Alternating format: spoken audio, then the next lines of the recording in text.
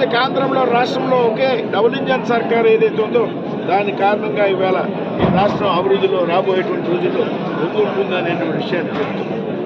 ఈ మధ్యకాలంలో స్టీల్ ప్లాంట్కి ఇచ్చినటువంటి ప్యాకేజ్, అమరావతి అభివృద్ధికి ఇచ్చినటువంటి, రాజధాని అభివృద్ధికి ఇచ్చినటువంటి ప్యాకేజ్ కానీ, అమరావతికి దేశం నుంచి అన్ని నలుమూలల నుంచి కూడా రైల్వే లైన్కి ఇచ్చినటువంటి ప్యాకేజ్ కానీ, విశాఖలో రైల్వే జోన్కి ఇచ్చినటువంటి రైల్వే జోన్ కేటాయింపు కానీ, రామాయపట్నంలో దాదాపు 70,000 కోట్లతో బీపీసీఎల్ రిఫైనరీ కానీ, ఇటీవల కాలంలో ఈ నెల 8వ తారీఖున ప్రధానమంత్రి నరేంద్ర మోడీ గారు 2 లక్షల కోట్ల రూపాయలకు విశాఖపట్నంలో శంకుస్థాపన ప్రారంభించవచ్చు.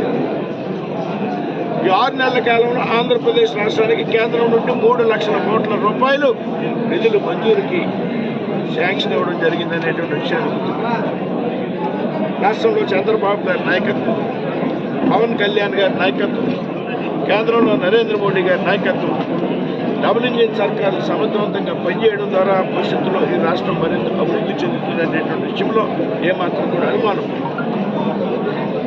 ఇకపోతే పెద్దలు పీతాని సత్యనారాయణ గారు గతంలో పెనుగొండ శాసనసభ్యుడిగా ఉండగా కానీ, ఇప్పుడు ఆచంట శాసనసభ్యుడిగా ఉండగా కానీ అభివృద్ధికి పెద్ద ఎత్తున ప్రాధాన్యత ఇచ్చేటువంటి వ్యక్తి.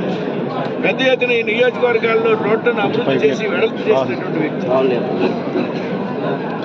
ఈ విధంగా వెల్ఫేర్ కాంప్లెక్స్ నిర్మాణం చేస్తున్నారు. నిర్మోహమాటంగా అభివృద్ధి విషయంలో ముందుకు వెళ్ళేటువంటి మరి ఇవాళ మేము గత నెలలో మేమిద్దరం కూడా ఢిల్లీలో ఉన్నాం. 4 రోజుల క్రితం సత్యనారాయణ గారు ఢిల్లీలో ఉండడంలో కలిసి ప్రయాణం చేశాం ఢిల్లీలో.